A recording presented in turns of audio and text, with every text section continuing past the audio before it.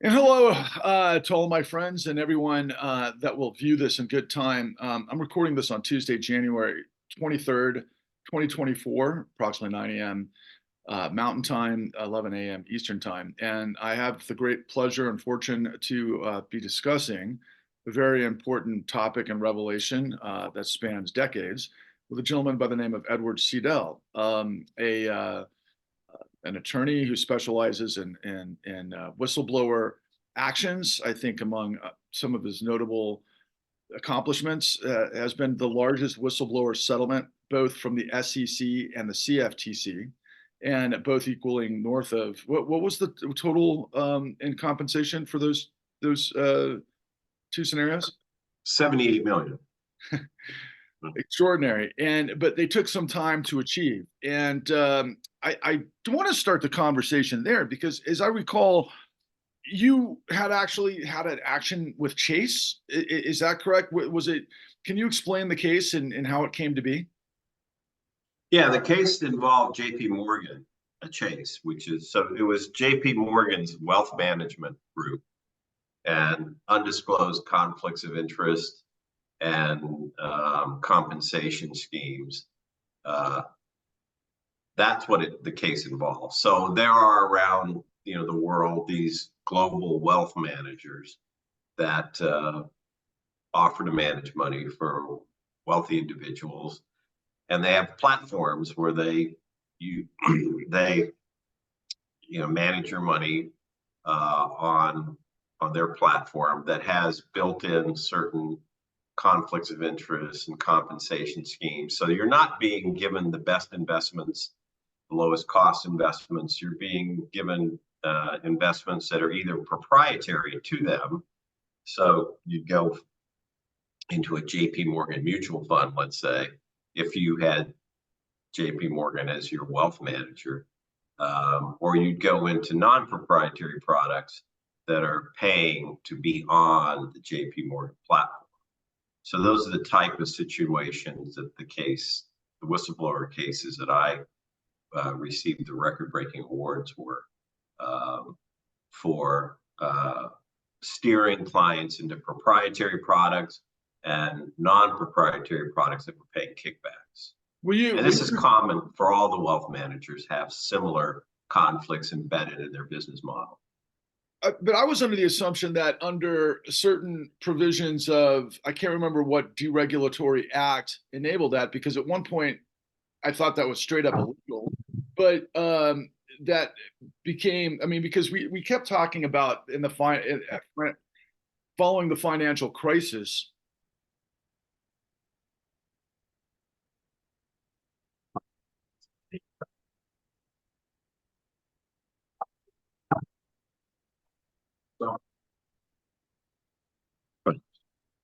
Yeah, no problem.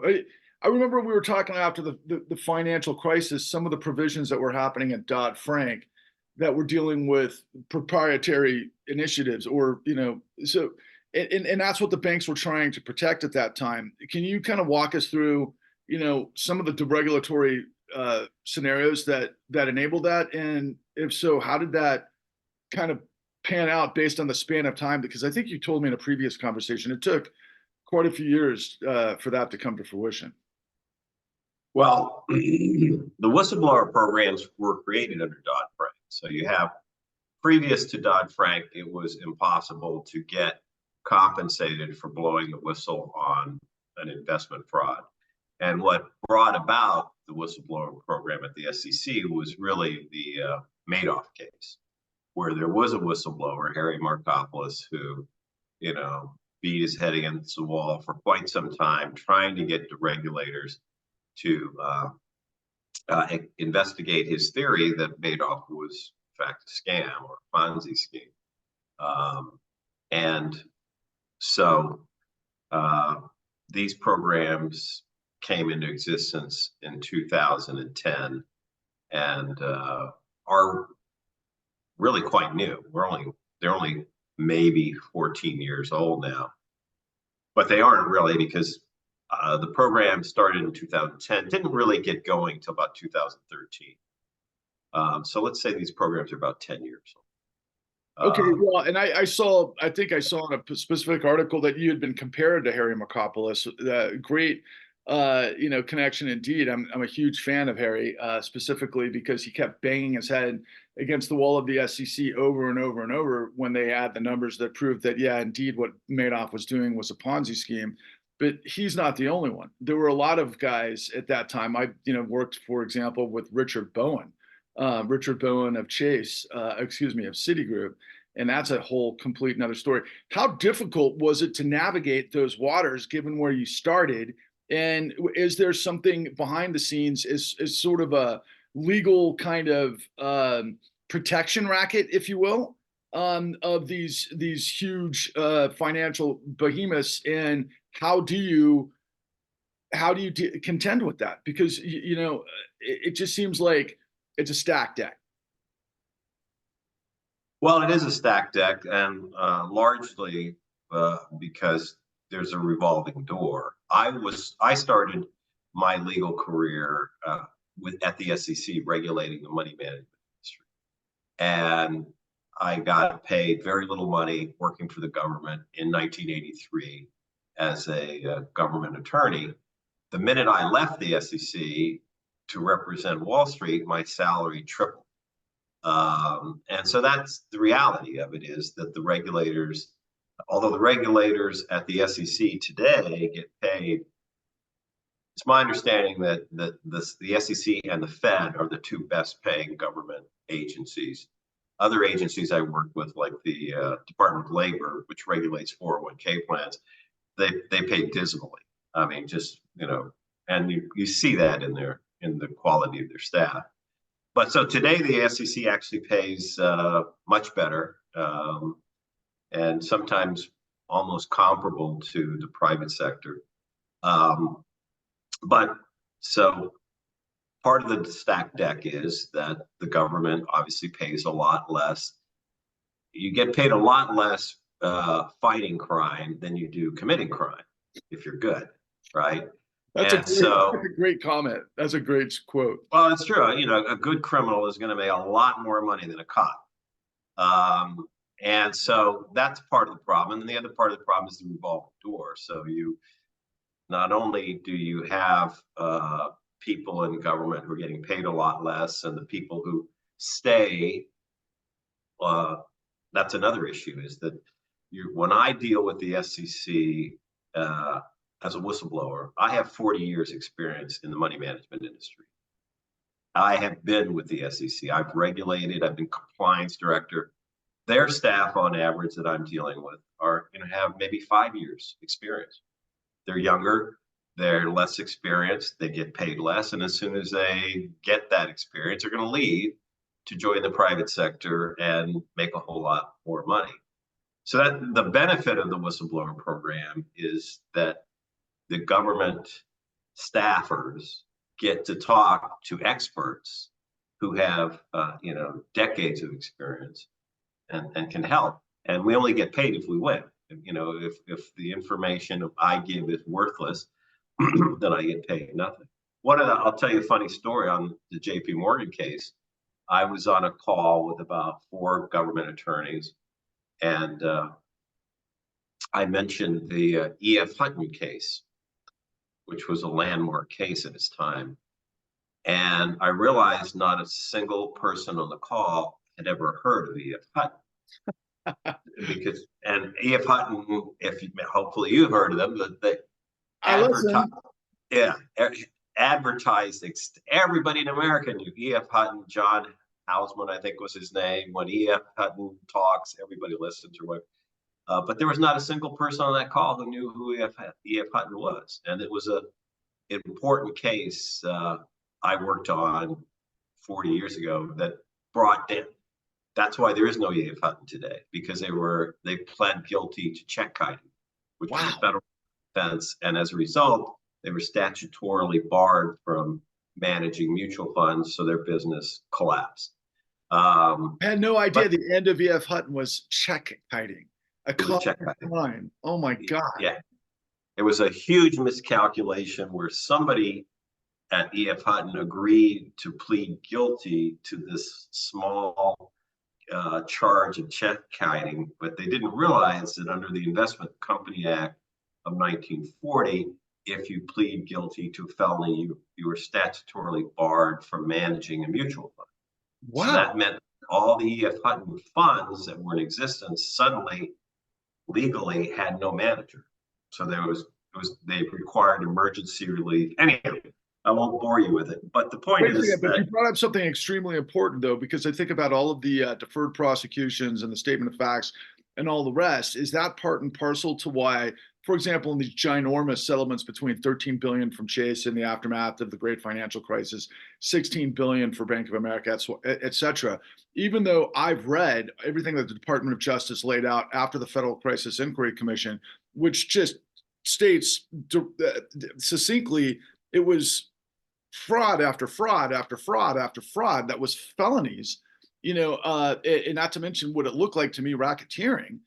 But wouldn't have, I guess, if the Department of Justice brought a RICO case in one, that would have been the death penalty for those financial institutions, based on what I'm hearing you say. in many cases, yeah, there are statutory bars which say if you plead guilty to a felony or whatever, you are no longer allowed to do this business. There's similar things in the 401k business. There's in a number of statutes there are provisions that would prohibit you from engaging in this business. So what's the game here? I'm so sorry to interrupt you, but that's why nobody ever pleads. The game is nobody ever admits wrongdoing. There's in every government settlement. The DOJ said directly that it was fraud. So okay? So they didn't convict it, but they're admitting it was fraud, but they didn't get the conviction. That's what you're telling me. Yeah, all of these settlements will. I actually wrote a book called How to Steal a Lot of Money Legally. Right. And who's the co-author? What? No, that was there's two.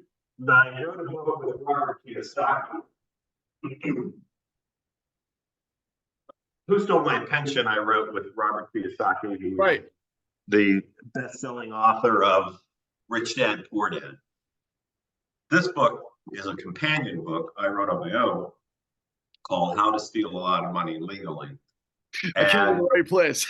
Yeah, and one of the subtitle is Clueless Crooks Go to Jail, Savvy Swindlers Go to Bail. And the idea is that one of the tenets of the book is if you're a financial institution and you steal $1 billion, you will never, and you get caught, you can enter into a settlement where you pay back some portion of that, typically about 10%. So it's always worth your while to steal the money because you're never going to have to give back. If I steal $1 billion today and have to give it back to the government 10 years from now, I'll have the benefit of that $1 billion, and money doubles every 7 years. So I would gladly give you $1 billion back 10 years from now. So the FBI typically, law enforcement typically thinks if the thief gives the money back, no harm, no foul. They won't prosecute that crime. But if I have your money for 10 years and I invest it, I will, and then give it back to you, I will have an equal amount of money. Your money will double. I'll keep $1 billion. I'll give you back your $1 billion. FBI says he gave the money back, no harm, no foul. And that's the worst case. In most cases, you pay back about 10% of what you took. So it's always worth, stealing money because you're never going to have to pay it back. And in all these settlements, you'll see that the firms give back a portion of the money they took, and they don't admit wrongdoing. But there's real victims. There's thousands, tens of thousands, maybe millions, Sure, depending on what crime we're talking about. And yet what I'm hearing just seems like such a cynical kind of it's cost of doing business, right? And, two things that pop in my mind immediately. One is key tam, and the other is RICO. So these are all organized crime. So when I love the saying, small crooks or dumb, stupid crooks go to jail, and the smart guys, the financial crooks, go to jail. And by the way, a sidebar: I'm attending the Park City Sundance Film Festival, of which Chase has, the marquee location in the middle of the Sundance Film Festival, supposedly celebrating independence and all of these other things. And it's in the Chase Sapphire Lounge, which is for their high-end clients. And it's just such a funny juxtaposition that so many people that are in all of these different issues, whether be it identity politics issues or war or whatever the case, all very important, but yet standing in the middle of the whole thing is what controls the power of this country. And I'm hearing the cynicism where millions of people get destroyed. And yet, the attitude from the FBI, everybody else, is that because they can grow money, they can pay the fine. So it's not just cost of doing business for the financial firms, it's cost of business for the government. Cost of doing business for the government. Well, I mean, it's these businesses flourish, and we have a vibrant capitalist system, and that's the way government operates here. People can steal billions. Finance firms steal billions. It's well known. It's a well-established fact that 99% of all money managers underperform a passive index fund, which means that 99% of people who claim to be, sorry, let me grab.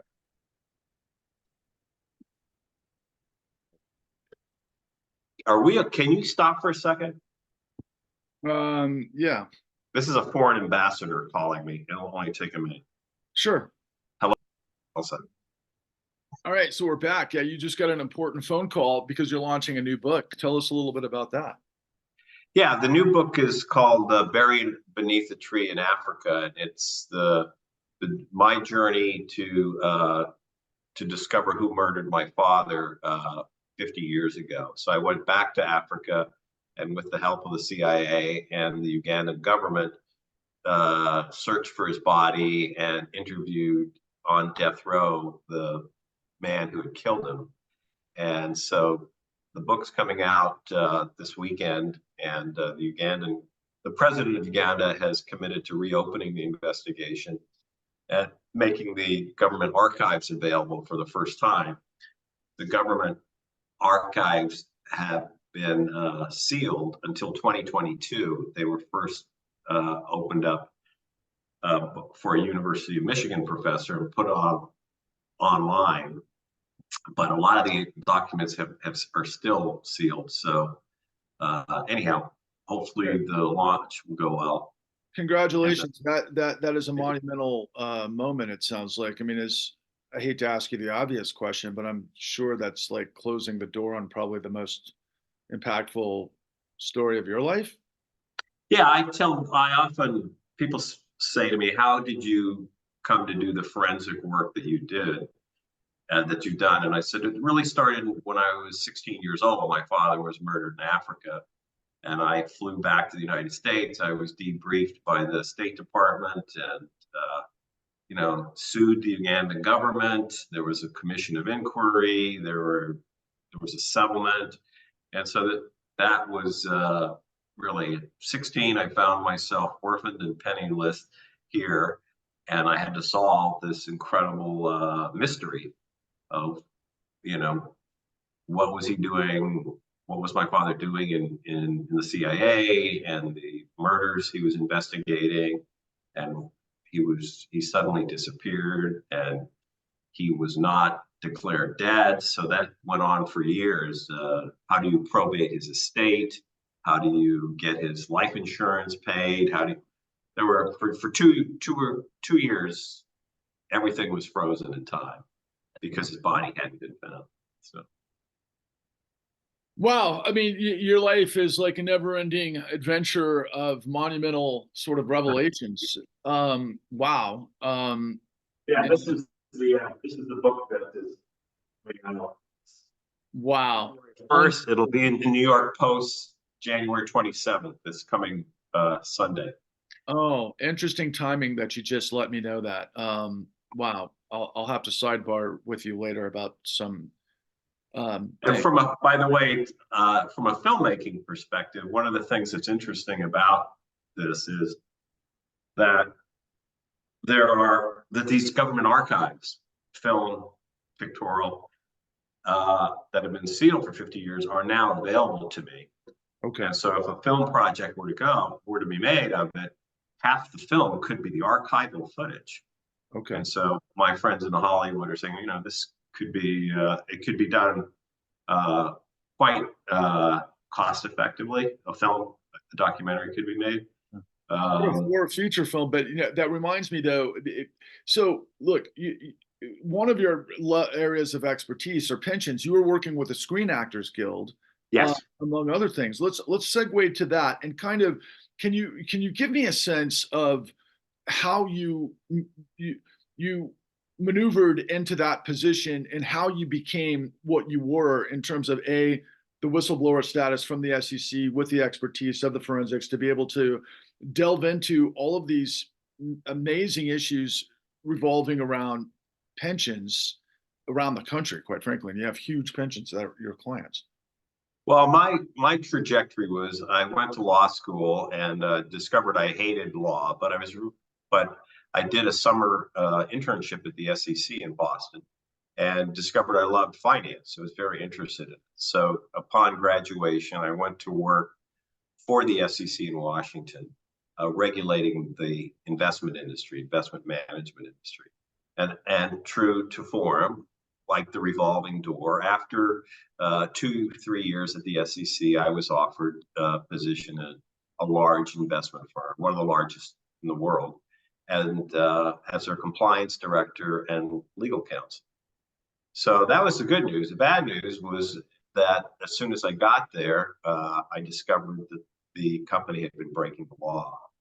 So I reported it to the management of the company. And rather than fix the problem, they complicated the problem. Wait a second. You're the compliance director. So Right. wasn't that your job? Yes. Okay. So explain that psychology, if you don't mind.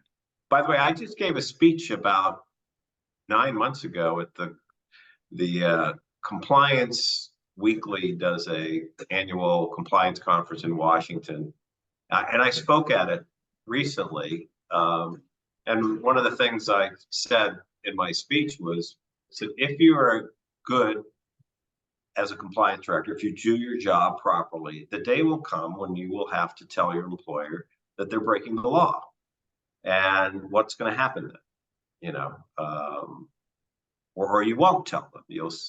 But you will at some point be on this precipice if you do your job well, where you will have to tell them. You will either decide to tell them that you've discovered they're breaking the law, or you will have to walk away from it and pretend you don't see it. So that's the position I was in early Is on. Is that something you're trained to know in all of your collective education, or is that just something that you kind of gain on function as a result of the position? Well, it's just, the position is compliance director, and if you do your job well, you will presumably at some point in time discover non-compliance, right? Right, but before you go down that path, I mean, look, from an Yep. outsider's point of view, as an investor's point of view, a compliance officer is there to look out for the interest of the investor and everybody that wants the company to do good by the market, right? I mean, that's Yeah. the notion. So what I'm hearing is something slightly different. It seems a little bit confangled. Well, it's pretty much axiomatic that as a compliance director, your job is to ensure compliance. If the company was fully in compliance at all times, they wouldn't need you, right? So you at some point you will inevitably, I believe, if you do your job well. I don't believe that there are companies that comply with the law at all times in all ways without anybody advising them they need to do so. That's why we have compliance directors. So and certainly in finance, it's the case that you will, there are always conflicts of interest. People are always breaking the rules. Like I said earlier, it's well known that 99% of all money managers underperform a passive index fund, which means when you think about it, 99% of the people employed on Wall Street managing money should just go home because they're not doing a good job. They're not a passive index fund, which you can invest in for virtually nothing. Perhaps 1 basis point would be the cost. Consistently outperforms 99% of Wall Street firms that charge as much as 2, 3, 5% a year.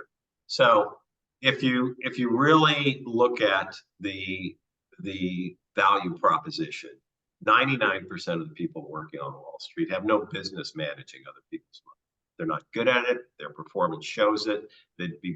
Customers would be better off to the tune of double the cost of, if you're paying 1% a year for 30 years with compounding, your return is being 50% or more of your return over a 30-year period has been squandered, given to professionals who are doing nothing. So it's bad money management services significantly undermine investment returns and investor wealth. So anyhow, that's just an example of, yeah, but that's an extraordinary number. I mean, when I listen to people like Warren Buffett, they don't use figures like that, but I appreciate what you're saying, because I want to get back to the question of compliance manager, because you were going down the path, and this is where I wanted to go as we get into the pension management, that you recognize that as a compliance officer, that if you do your job well, you're going to have to tell the company that they are breaking the law, which might not be a welcome sentiment, particularly amongst the board's management, the CEO, that sort of thing.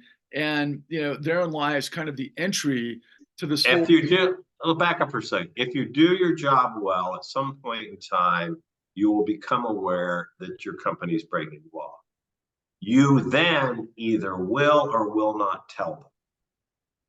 Many compliance directors will not tell them. I would tell you that 99% of employees at a company who become aware that the company they're working at is breaking the law will continue to work at the company and keep their mouth shut. That's just human nature. It doesn't. The type of people that they want to hire is that, do you go through, like, because I've always heard that Goldman Sachs makes you go through this rigorous sort of process to get hired. Are those part of the psychological sort of examinations to see whether or not you might be able to read the tea leaves? Absolutely. In fact, I interviewed at Goldman Sachs years ago, and what they wanted to hear was really that, and I asked them, I said, what are you really looking for? And they said, we're looking for people who want to make a lot of money. And I said to the interviewer, the partner who was interviewing me, I said, really, how much money do you make? And he said, we don't talk about that. I was like, okay, so we're all here to make money, but we don't talk about how much money we make. But yeah, there is a profile. And when I was hired at this large investment firm, I wrote about this for Forbes. I had to go through a 12-hour psychological interview. They had a psychologist from California who the founder of the company loved, I guess. He would fly in from California to Boston.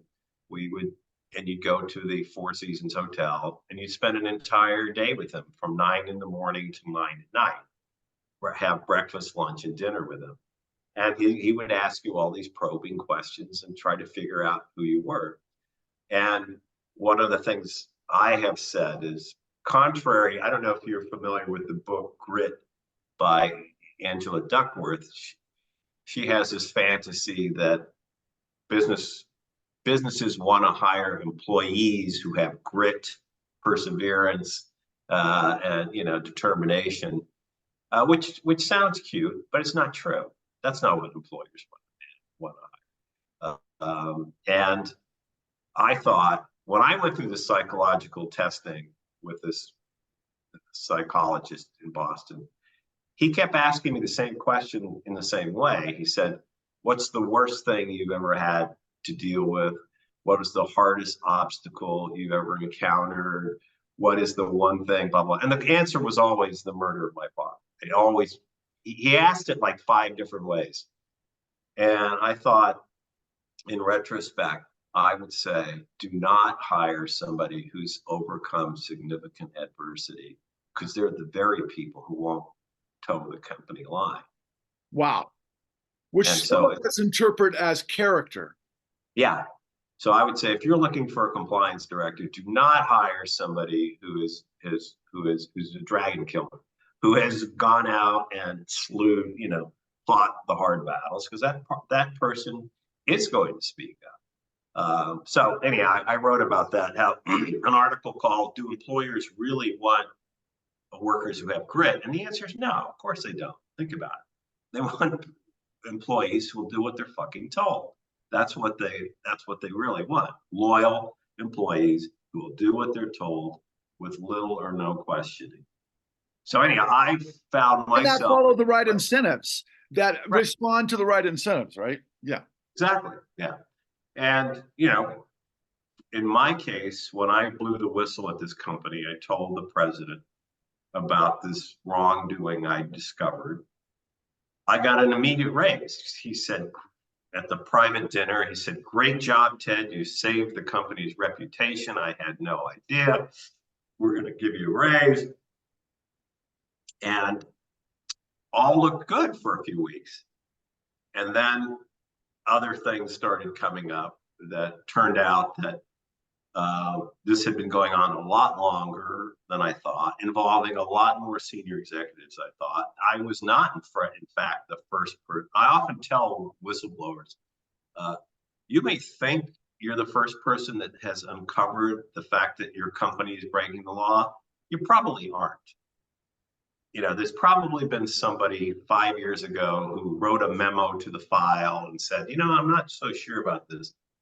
So I discovered that I wasn't really the first one, and so to blow the whistle. And so the initial reward I got quickly sort of became murkier and murkier, because when you blow the whistle, you have sort of betrayed the loyalty to the company. You're suspect. They're not going to trust you fully, and you may find that there's a lot more to the story than you were initially aware.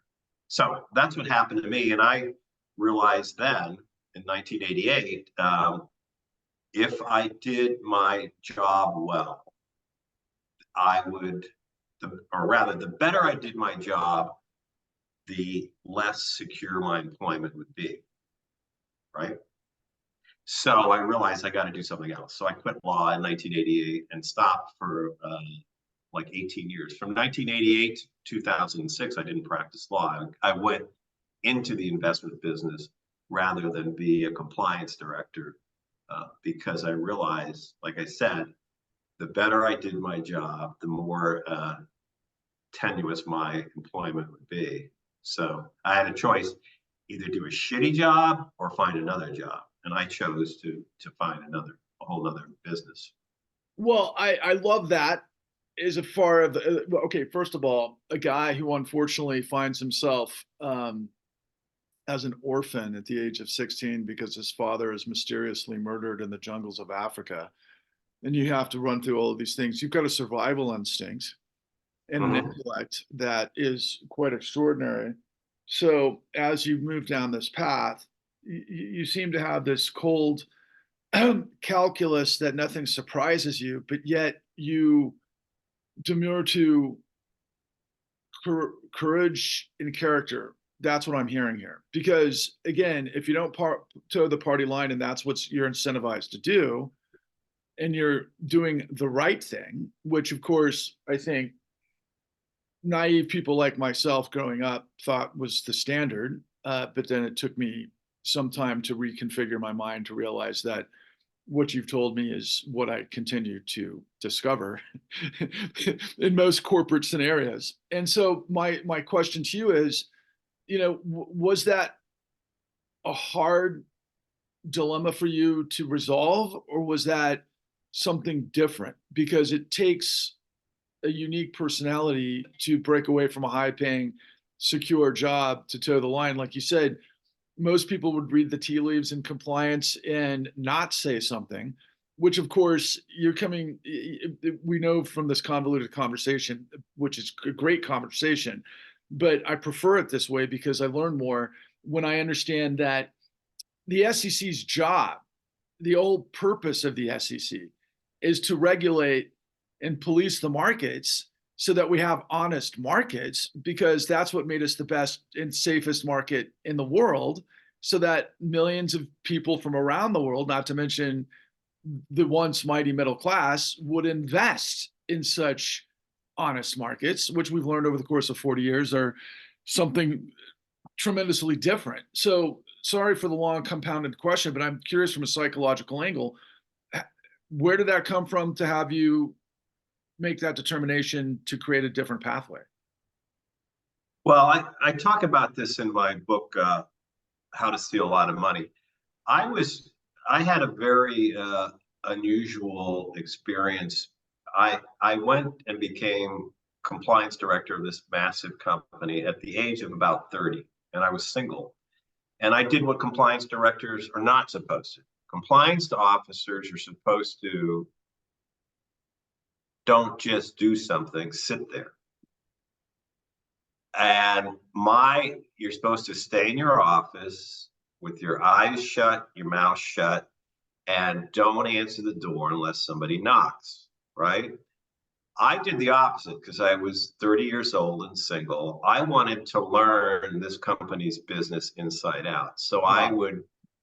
I went to every night, well, whenever there were marketing, boondoggles, cocktail hours, whatever, I would go to them.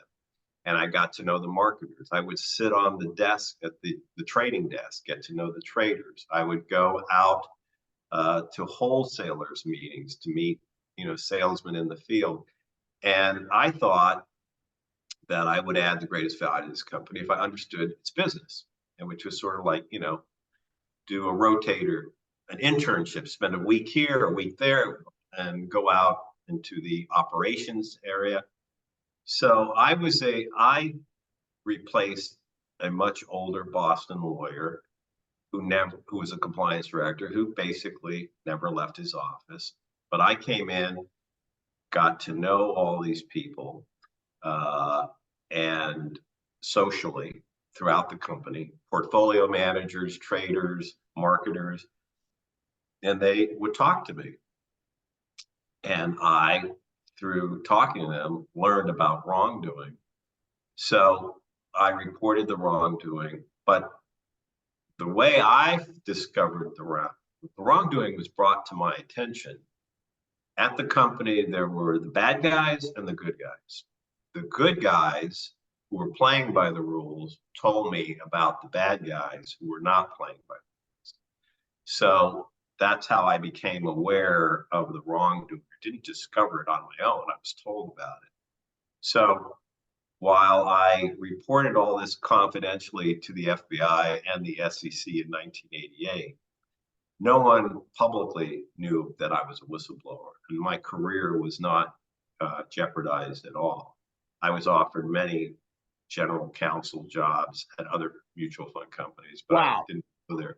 But the interesting point was that the good guys at this firm continued to help me in my career. These were people who were managing tens of billions of dollars, who were in a position to help me on Wall Street for decades. And they did. Some of them, a substantial portion of my wealth came as a result of help that the good guys at this company,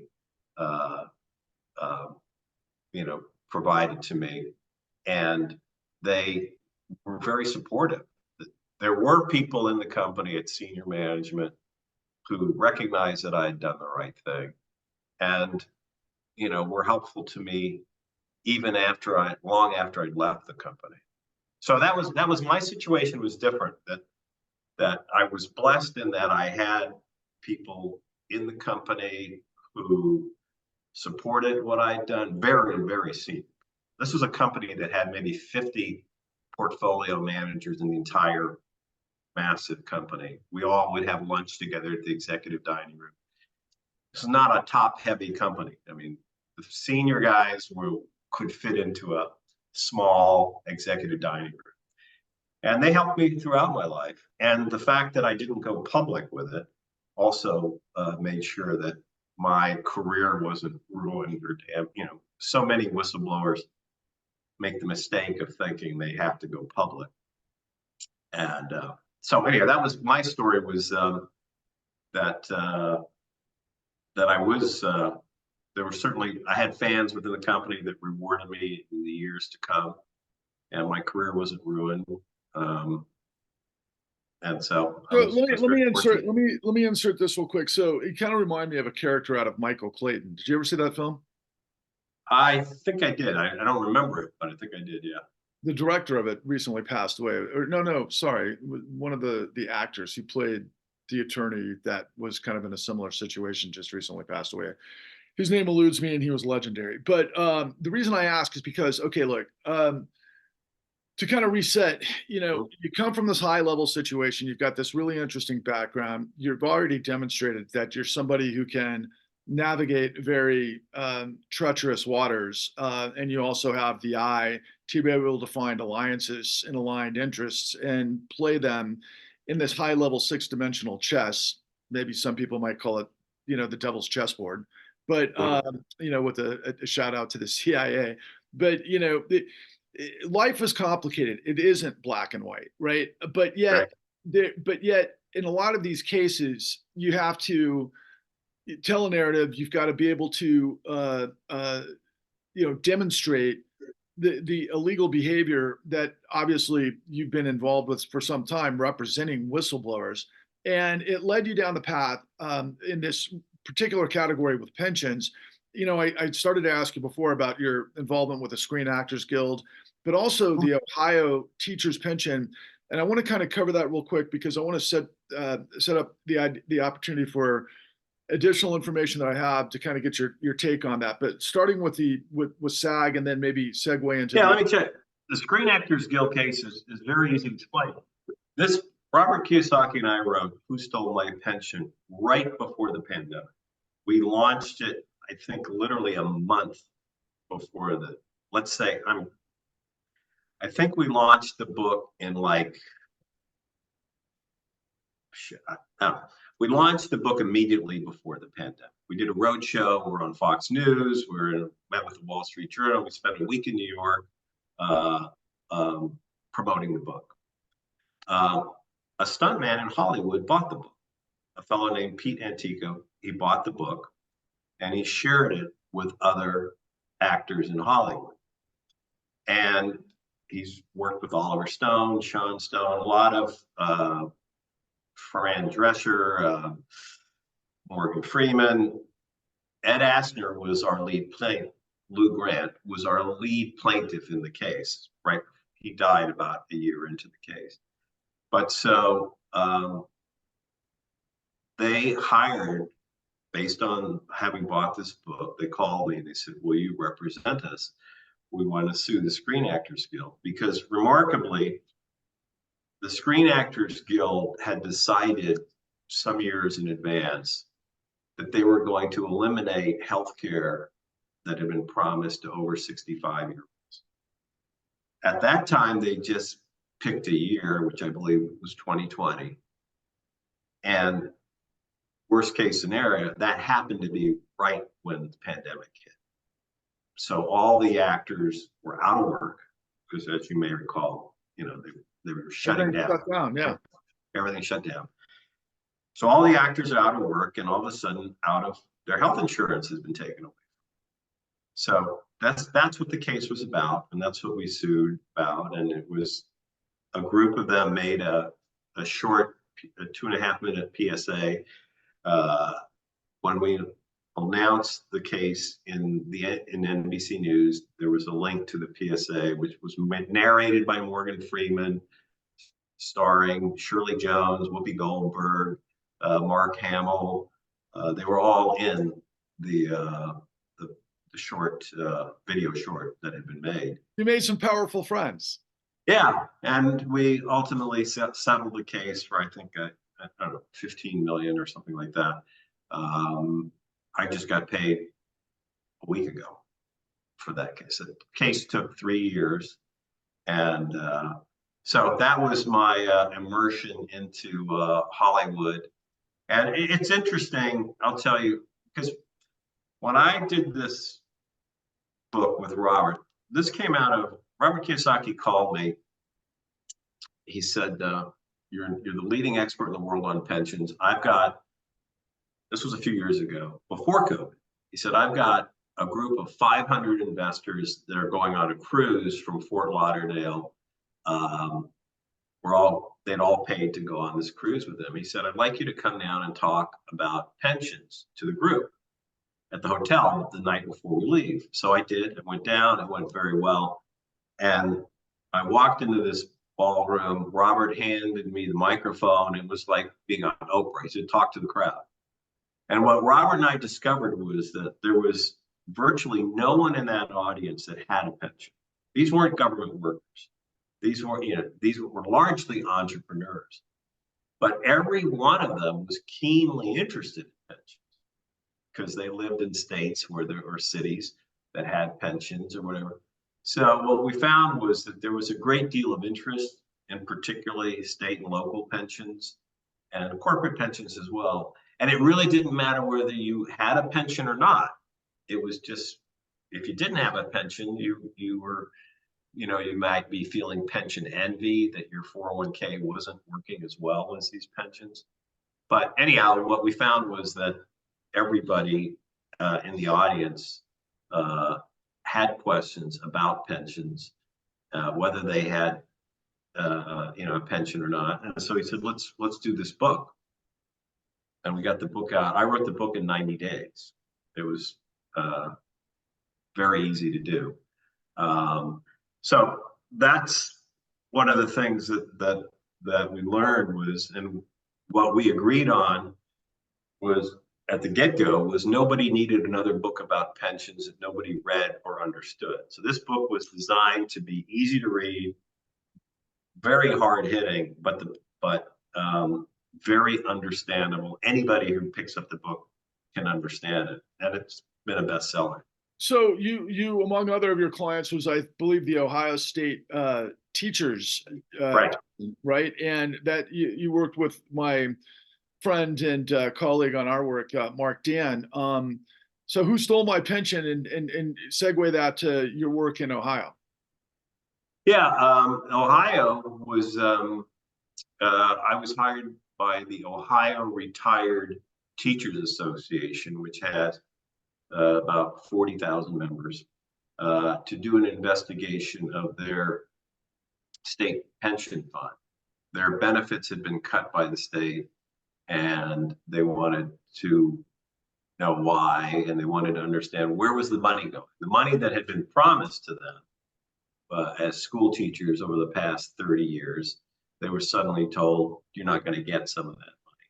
So they wanted some answers. A local reporter did an article calling me the equalizer. It said, Ohio teachers hire the equalizer to investigate what's going on with their pension. It's $100 billion pension. And I went in and discovered that it was being grossly mismanaged. I mean, just outrageously so. The pension is supposed to have an audit done every 10 years. They hadn't had the audit done in 16 years. They just forgot to do it. $100 billion state pension. Not only did they forget to do that audit, there was two other pensions, total of $206 billion, hadn't been audited either. So these are the kind of gross neglect, gross malpractice that I was able to uncover immediately. They paid me $75,000 to take a peek. This is a $100 billion pension that pays about $1 billion a year in fees to experts. Close to $1 billion a year they pay, and no one had spotted the failure to audit. Well, so that was what happened there, and it's we requested records of the pension, which they have for the last 2.5 years denied. They've failed to provide the records. Mark Dan is my lawyer on the public records case. Okay, but who's they? Who denied it? Did the state deny it, or did the money managers? Who's in charge of providing the audit? The state employees running the pension fund. Okay. Yeah, not the money. Well, and the money managers and the state. But the state officials, you file a public records request to a public entity, which would be the state pension. Understood. But the money managers, given your example before of being a compliance manager, might have a little bit of a different sort of incentive. Yeah. Well, the money managers, what Ohio did in their contracts, which I point out in my study, is Ohio has public records laws that are supposed to make its pensions the most transparent in the world. But what they do instead is they have in their contracts that if they are subject to a public records request about a given money manager, they will notify the money manager first and allow the money manager the opportunity to oppose the public records. So rather than serving what's best for the public in Ohio, they're complicit in a scheme with Wall Street that anytime anybody requests these documents, we'll give you a heads up and give you the opportunity to beat back this request for transparency. So can you give us an example of some of the things you found with regards to money management and mismanagement? Oh yeah, one of the things first thing was the fact that they'd failed to do the legally required audits. How do you fail to do, if an audit's required every 10 years, why had it taken them, it was 16 years, they still hadn't done the audit? Well, the hysterical response from the state auditor was COVID. And I said, well, COVID didn't exist for this was 2021. He said, well, COVID has slowed us down. Like, yeah, but you're 6 years overdue already. So it reminded me of 9/11. After the World Trade Centers were destroyed, for years, investment firms that were mired in litigation would deny discovery requests in litigation, saying, well, those records were destroyed when the Twin Towers went down, or were lost. And this went on. All the Wall Street firms played this game for the next 10 years. Any sensitive record you wanted to see, oh, those were part of the documents that were destroyed in the World Trade Center. But in Ohio, in addition to the lack of the audit, I discovered that the pension had been paying $150 million in fees to Wall Street for doing nothing, absolutely nothing at all. And it's what's called fees on committed uninvested capital. So if I agree to invest $100 million in your pension, in your fund, and I only give you $1 million today, and I say I'll give you the rest later, you're charging me fees on the full $100 million, even though you're only managing $1 million of my money. That's what's called fees on committed uninvested capital. Savvy investors refuse. It's absurd. Big pensions, these public pensions, which are regarded by Wall Street as the dumbest investors in the world, agree to these onerous provisions. Makes no sense. They're getting paid vast amounts of money on, think about it. The structure of these funds is what's called 2 and 20, typically. These are private equity funds, hedge funds. So if I'm giving you $1 million on a $100 million investment, you're charging me 2% would be $2 million a year to manage $1 million. You only got $1 million. You're paying this outrageous fee.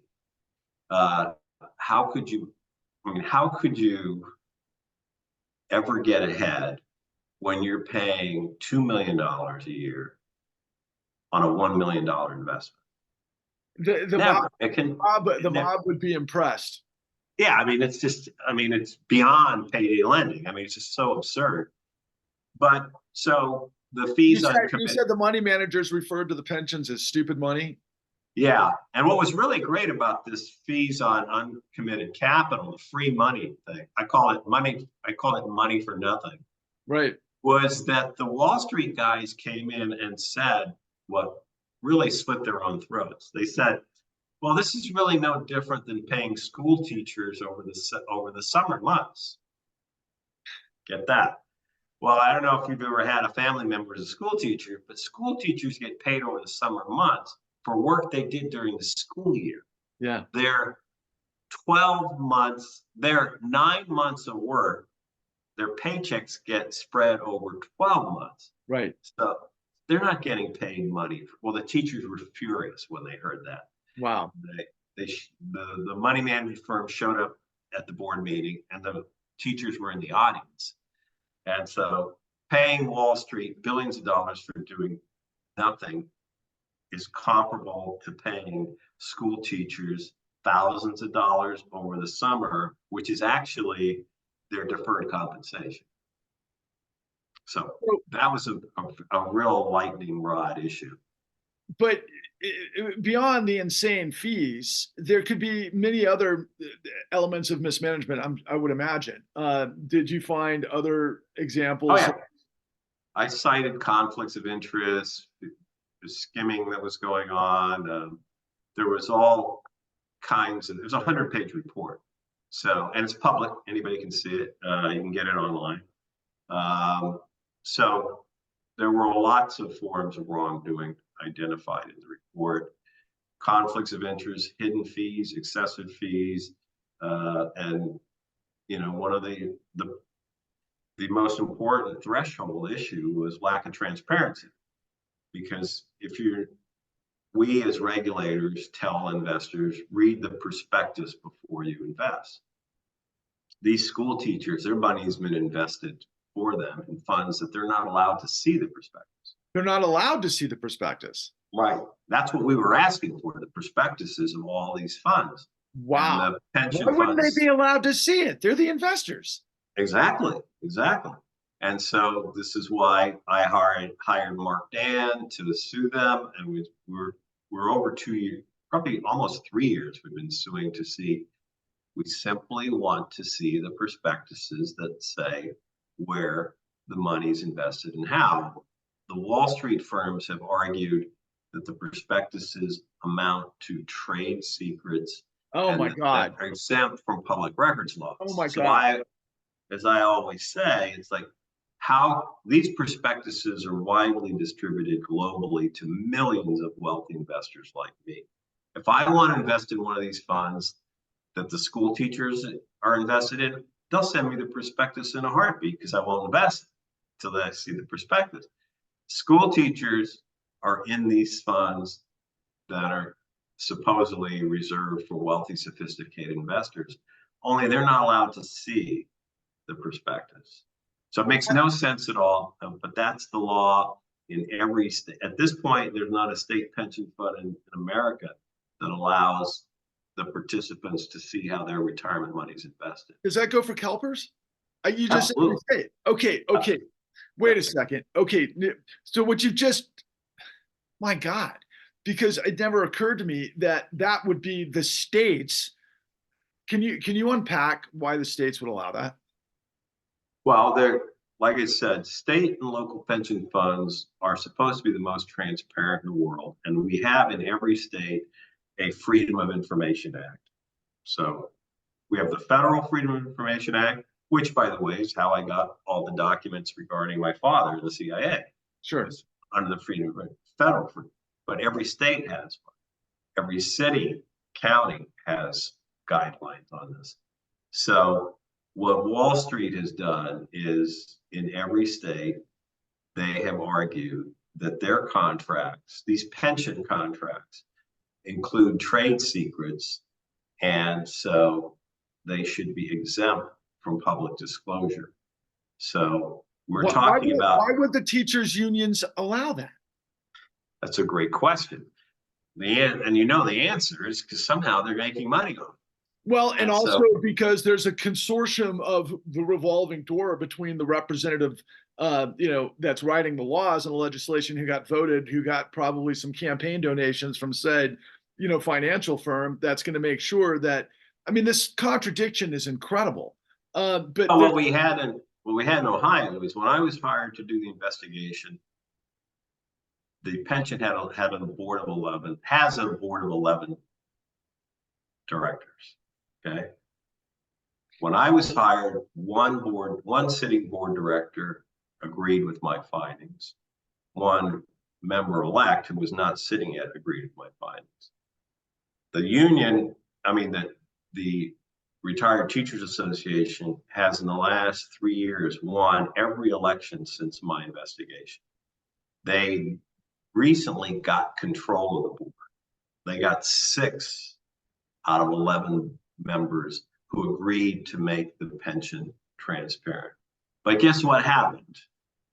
The night before the election results were announced, the governor changed the board to undermine the election. It's in all the papers.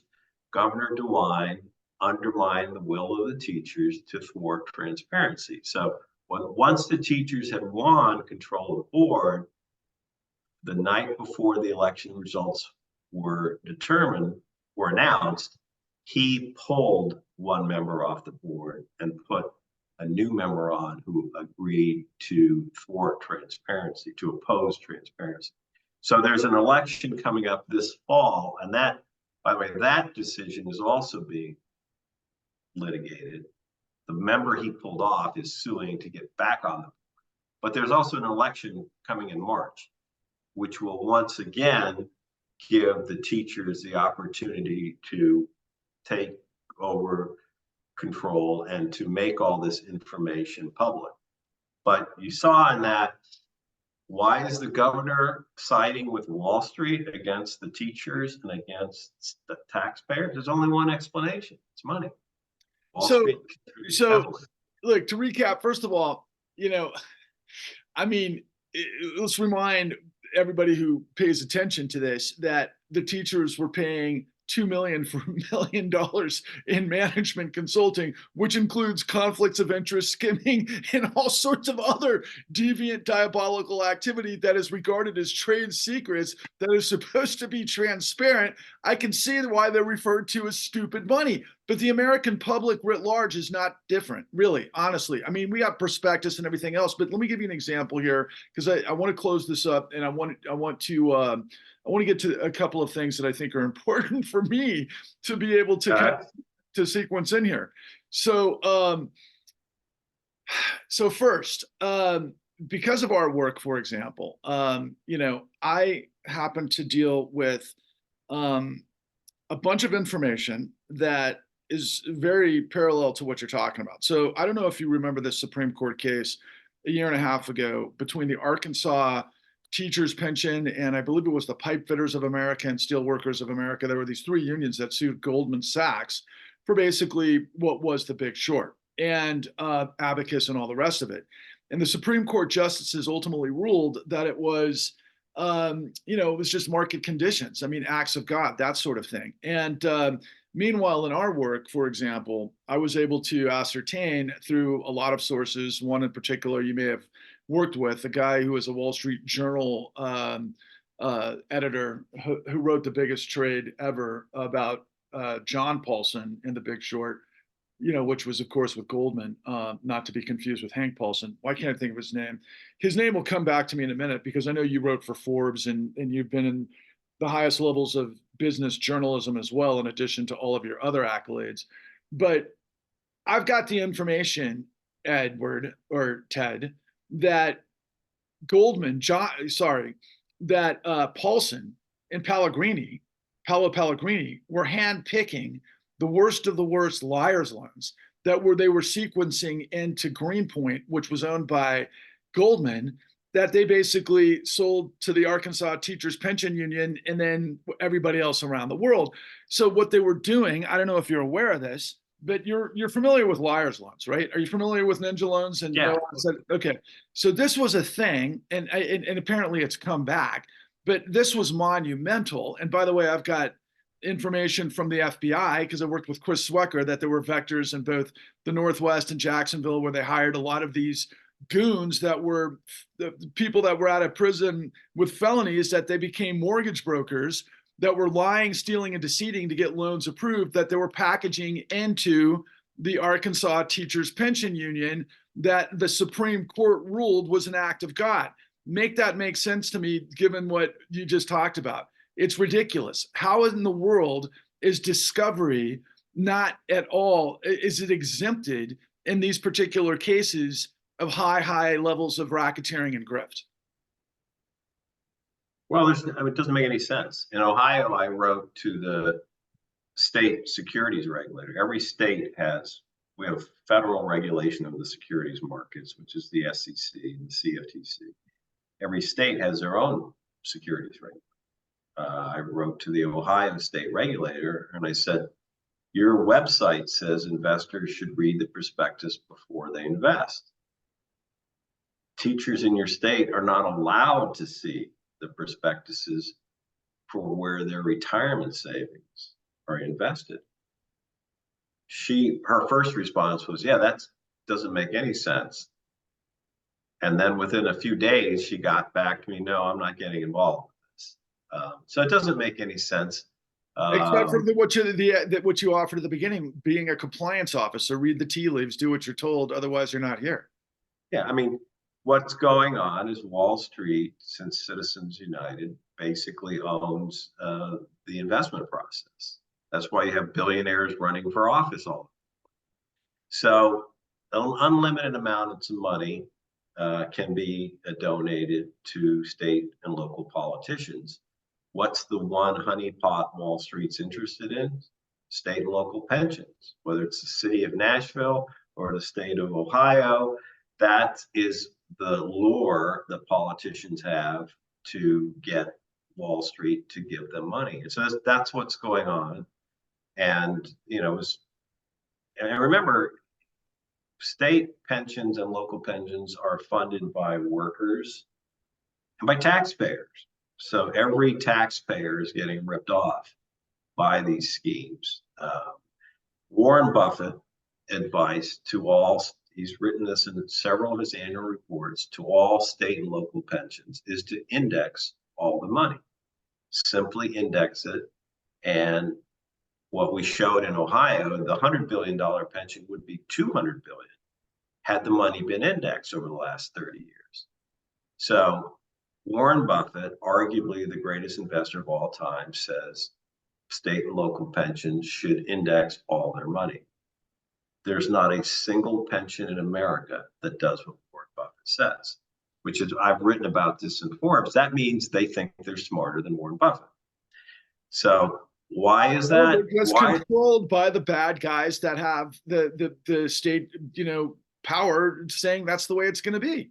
The money's not being invested to maximize the return. The money's being invested to fund the political process. Right.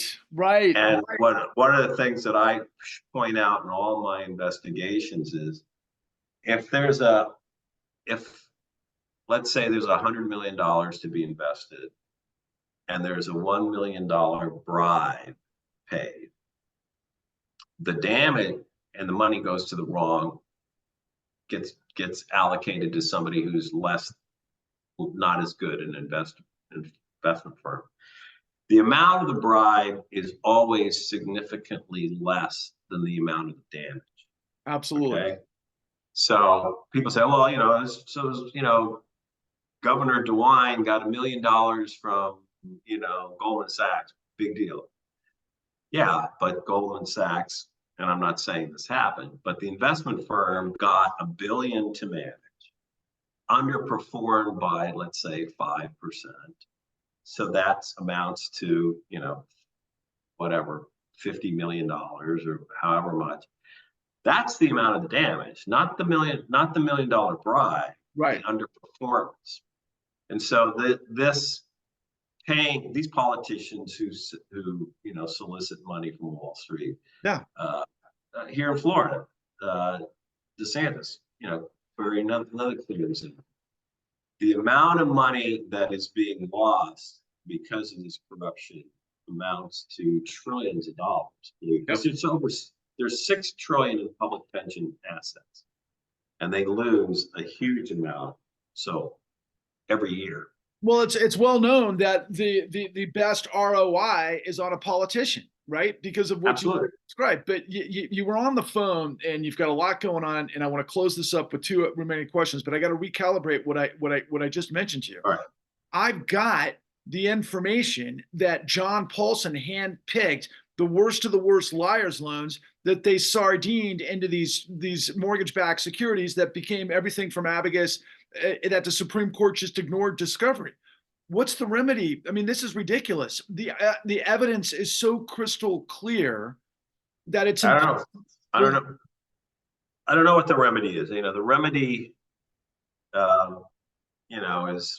is who can sue? Who's going to? I've investigated over $1 trillion in assets under management. I've identified billions and billions of losses in Ohio alone. But nobody can sue. Ask Mark Dan. Ohio doesn't have a key TAM law, believe it or not. Mark proposed one about a decade ago. He shot it down. Jeez Louise. Why would a state shoot down an opportunity for the government to recover false claims? Oh my God! It's so crystal clear that they own the system. This murky. So the point, like I said, I've investigated and found, billions and billions that nobody can sue over. Like in Rhode Island. Is there a statute of limitations on fraud? But it doesn't matter. The point is, there's no one. If your state pension fund is squandering money, if you're a participant in the fund or if you're just a taxpayer, you can't sue. You can't. It doesn't matter. Statute of limitations doesn't matter. Okay, but for you could sue, if you could sue state pensions for mismanaging money, I'd be a lot richer than I already am. Yeah. Well, I am rich, but I'd be a lot richer if I could. But there's not a lawyer in this country who's been able to figure out the big question: how do you successfully sue for these losses? Oh my God, but the American people have got to demand it because it's just insane. Okay, here's the last piece of the puzzle for me, okay? Let me just set this up, and I'll try to be kind of quick about it. So knowing what I know about key TAM and the whistleblower suits and everything else, like there was this one example of a woman by the name of Len Sismoniak, who I believe got about, I can't remember what the settlement was, but it was substantial. But it was for basically what led to the robo-signing revelations that led to the national mortgage settlement of $25 billion, restitution between the states, 49 states, and the servicers at the time. But it all got blown out of the water because nobody understood in the public what actually happened. But in our work, The Con, we had an amazing revelation from a whistleblower by the name of Richard Cohen. I'm not sure if you're familiar with that name. He was a senior executive at Citigroup. He was profiled by 60 Minutes. It was the highest rated 60 Minutes episode, and it was on the front page of the New York Times, and that's how I got to him. William D. Cohen, who's a well-known journalist, had done some pieces on him. It actually said on the front page of the New York Times, was this all a cover-up? But what we found, we went with him and we filmed at the National Archives. We got the information of how Richard Cohen had provided information after information after information to the board under the what was the Bush era legislation where the board was on the hook for the honest information. Why can't I think of the name of it? Can you think? Sarbanes-Oxley. Sarbanes-Oxley.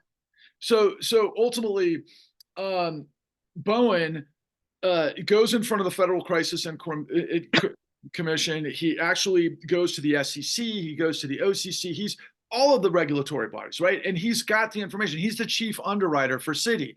He's revealing all of the different methodologies of them basically, through deceptive acts and practices, selling liars loans all over to pensions all over the country. But the reality is that Robert Rubin goes in front of the FCIC, does this song and dance, said he never got the emails, which he did as the chief of the chairman of Citi, as did everybody on the board. There was a specific woman who was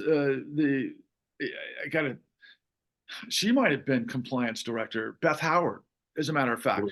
So everybody got the information. The FCIC does the investigation. The SEC ignores it, very similar to Macropolis. But the ultimate deal was this was a $90 billion a year fraud that ultimately led to Citi walking with over $3 trillion. Okay, for stuff that's lock, stock, and barrel, as is everything that we introduced in the con. I'm just curious, based on key TAM, why is it possible that this story can't get out to the American people because the government cannot allow? What would happen if the government was embarrassed, similar to what happened in the savings and loan crisis, into action based on the facts that the DOJ and the SEC didn't present to the American people, aka Harry Markopolis, and Bernie Madoff, but obviously substantially larger. When we got the final piece of this, when we got to the Federal Reserve following the 2008 financial crisis, the extraordinary members of the maneuvering of the Federal Reserve against everything the statutes say provided tens of trillions of dollars of liquidity to bankrupted financial entities whose own books were insolvent, right? So it goes against everything the Fed is set up to do. And then they provided tens of trillions of dollars to this illegal activity. And now we're sitting, 15 years later and nothing's been done. And the same policy continues to revolve over and over and over. What's the remedy is my question.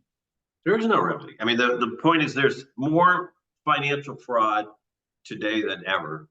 When I worked at the SEC decades ago in the 80s, there were two things that we at the SEC, the regulators and the regulated, the money management industry agreed. The two things were, one, that over time transparency would increase, and over time, due to economies of scale, fees would come down. We were dead wrong. With computers in the information age, there is more secrecy today than ever. Over 30% of all public pension assets are in secret accounts. We don't even know if the money's there. That's only possible by a concerted effort by Wall Street to thwart transparency. Fees have not gone down. They've skyrocketed up because of the creation of hedge funds, private equity funds, infrastructure funds, fund of funds, fund of funds, and funds. So these products, whereas it used to be that the maximum fee an investor would pay in a mutual fund was, let's say, 1%. Now the standard fee is anywhere from 2 to 6%, triple what they used to be. Transparency has artificially thwarted, even though it's technologically more possible than ever to ensure full transparency. Wall Street has prevented that from happening. Fees have gone up dramatically. I mean, we here in my house, we're constantly fighting battles over credit card companies that are billing us for services we've never received, or for services that we're not happy with, and they just keep doing it. And you can keep saying, no, we're not paying this bill, but they keep billing you and billing you. All I can tell you is, as one of the few standing mega whistleblower award winners, is that it's exceptional to have justice prevail in these situations. I can tell you, in my case, there were so many things that could have gone wrong, that did go wrong, but then got corrected. I mean, I was poised to get my award in December 2015.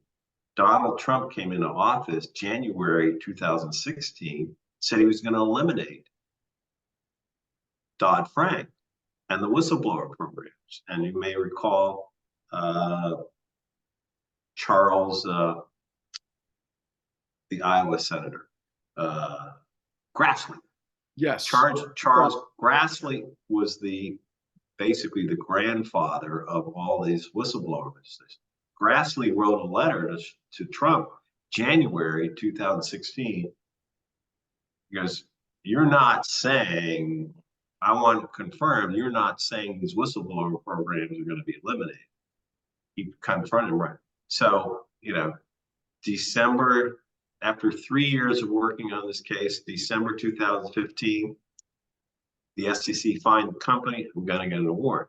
A month later, that could have, completely gone the other way. So to win these whistleblower cases or these Small Claims Act cases or whatever is, just so many things have to go right. And whether I'll ever win I've won 4 awards. Whether I'll ever win another one, I don't know. In my lifetime, I don't know. And there are every day. I did an article just last week called some scams ain't worth killing, after something Dolly Parton said on CNBC. They asked Dolly Parton about 10 years ago, so Dolly, rumor is you're worth about 400 million. And she laughed and said, well, hell, some folks say I ain't worth killing. And there are a lot of investment scams that aren't worth killing for reasons I explained in that article. I proposed this to Forbes about 10 years ago. Said, what if I wrote what if we did a series called 30 Scams in 30 Days? Or just, one investment scam after another for the next 30 days. I could do that all day long. I'm working on cases right now that are, massive, particularly in fintech and crypto area. It's a lot of crazy stuff going on. I can imagine. But anyhow, all I can say is, I can imagine, man. Yeah. So for every scam that's out there, for every, I can tell you, I probably have 4 whistleblower cases that I filed that were slam dunks. I have one where the CEO of the fund is on tape in an internal recording saying we're running a Ponzi scheme. I gave that to the SEC, and after 3 years of investigating, they just called me one day and said we're going to drop it. So there are scams all over. There are more scamming going on now than ever in history due to the lack of transparency, really. Yeah. And, but it's, they got to lock down. You described how they locked it down. We've seen this arc over the course of decades, and with Citizens United and the low ROI on politicians. I laugh because it's so ridiculous, because corruption's always been there, right? There's always been, but now it's become so. I mean, look, final comment. Corruption's always been there, but the tools to fight it have never been better, but they're not being used. Okay, so you mentioned we could end 90% of the corruption could be gone within a day, right? Simply with transparent. We have the tools to make anything transparent, right? We're not using them. Okay, so like what we show on so 2 things just real quick. What we show in our work, first and foremost, you mentioned trade secrets. So as it relates to that analogy that I gave you about Richard Bowen, ultimately they used trade secrets to prevent what Richard Bowen's testimony revealed. Okay, first and foremost. Second, so sorry to put you to sleep. This is pretty entertaining to me. But the final piece of it though is, look, man, I know that they got away with tens of trillions of dollars for burying tens of millions of people. That's what I call financial terrorism. You were inside the machine of Forbes. You've been a serial whistleblower. You were at the highest levels. Obviously, you're a professional, general counsel, all of these different things. And yet, they made it hard for you in media to tell the story. Can you close with your personal experience, and you don't need to call out whatever publication you've been writing for, but how hard is it to tell the truth in this opaque media landscape that would rather make it about personalities versus systemic problems that we can't seem to break because it's so antithetical to free markets, to democracy, to the integrity of law, which is all dependent on the integrity of law. What the hell are we looking at here, Edward? Well, I mean, I wrote for Forbes for 12 years for free. I mean, and millions of readers read my articles. I wasn't paid by Forbes to write for them, but it, was a great way of getting my message out.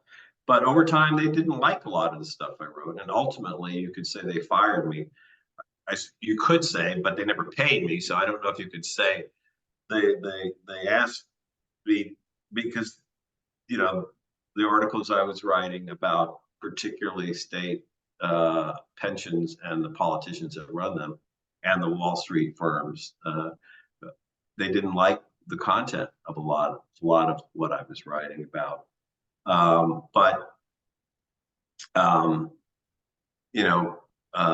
Media has there's less media than ever these days, particularly at the local level. And so if you wanted to find out, a great example is here in Florida. Florida has one of the largest pension funds in the country. It's based way the hell up in Tallahassee. There is no media coverage. The only real vibrant media in the state of Florida it's basically the Miami Herald. There was the St. Petersburg Times. I don't know, you hear that, but nobody writes about the state pension. So you got $250, $300 billion sitting in Tallahassee of state money. Nobody knows what's being done with it. No one's covering that. And if you did try to cover it, you're going to get your public records requests are going to be denied. So anyhow, that's the reality is that there's very little media. It's very hard to. These are financial frauds or esoteric problems. People don't readily understand what's going on, so you have to explain it. There's no real media that wants to cover this. Very few. I know probably 2 or 3 really experienced investigative reporters, one of whom just retired. So, so it's very complicated stuff, and nobody understands what's going on, and there's no real appetite, no reward to investigate these things, expose them. Like even today, Markopoulos and Madoff was the scam that created the whistleblower laws. But even today, Markopoulos, who never got paid anything, wouldn't get paid a dime for exposing Madoff today. Because to get paid a whistleblower award under current law, the government has to collect money. But as I wrote about in this article, some of the worst investment scams, I don't go after them because I know there's no money. That if you expose them, the people running it will not have any money to pay a fine to the government. Therefore, I won't get paid anything. So the worst investment scams ain't worth killing because there will be no awards, no rewards.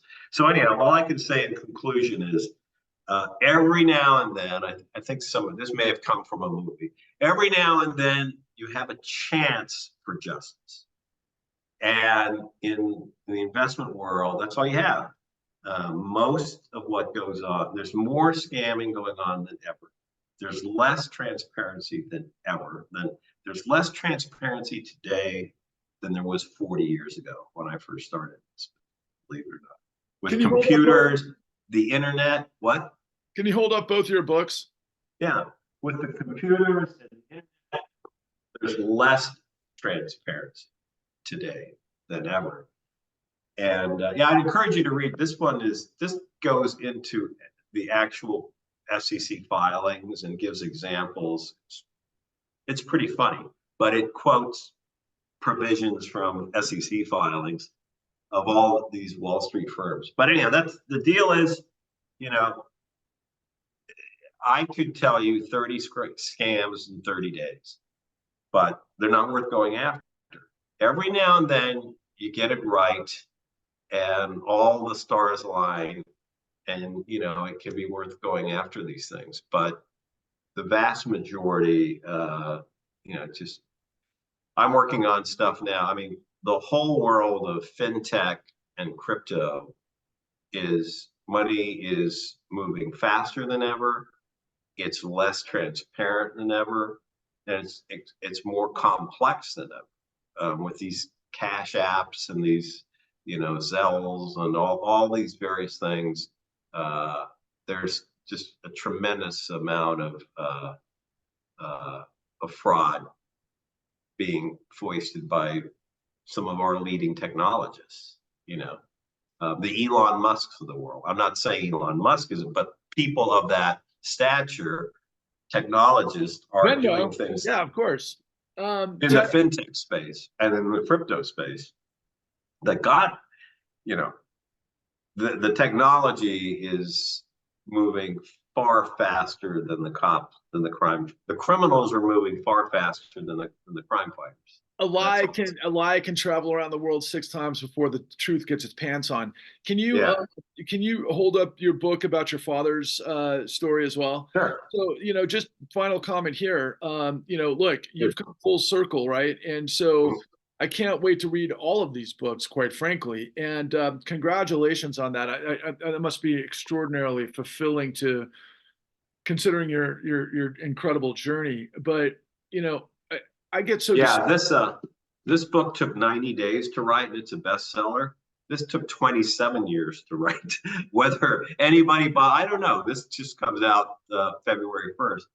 But the ironic thing is, the thing that was the easiest and quickest was a big success. Whether the thing that's the book that's the hardest and takes the longest, we'll see.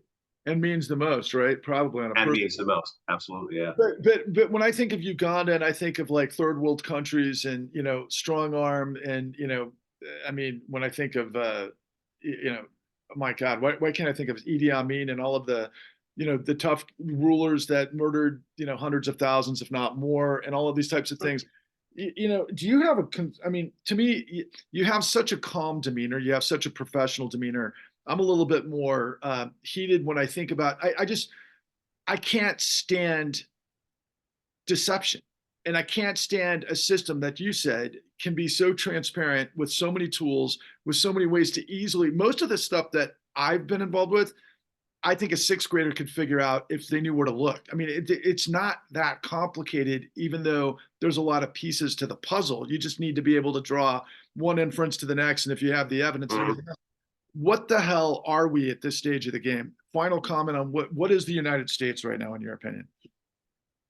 Well, the United States has got more fraud than ever involved in its financial system, and it's moving faster than ever.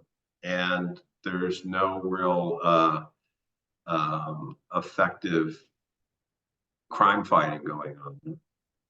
But you know, the amazing thing about secrecy is, people say, well, when is it going to be discovered? When is it going to be discovered? Well, you know, if I tell you I've got $1 billion in a box, but you're not allowed to see the box inside the box, how long till the $1 billion, the fact that there's nothing in the box, gets discovered? With secrecy, as long as secrecy prevails, the amount of fraud in the system will not be exposed.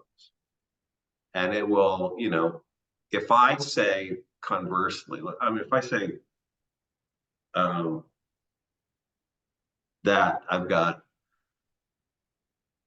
with secrecy, you can gradually over time ratchet down values and things, so that, you know, the $1 billion, next year I tell you, well, it's 900 million. And then the next year I tell you it's 800. And then the next year, the fact that the billion was never there, the loss doesn't get recognized immediately. We saw this in the dot-com bubble. All this money disappeared, but it didn't at pensions. It went down in value, and then it went down in value, and then went down in value, but it didn't suddenly disappear because they didn't recognize the losses. So got more fraud in every system. Secrecy is greater than ever. Nobody's really combating the fraud, but whether there'll be a sudden explosion of trillions of dollars, probably not, because the secrecy will keep the amount of the fraud from being exposed immediately. And I'd also say, we do have the most transparent system in the world, and it's really fucked up. So think about the rest of the world. Usually when the shit hits the fan, global money flies to the safe haven, which is the United States. Right. Exactly. I got to run though. Okay. Thank you, man. Thank you for the time. It was really, really insightful. I appreciate it. All the best to you, man. Thank you. Thanks for thinking about me. Okay. I'll be in touch. Bye. Okay.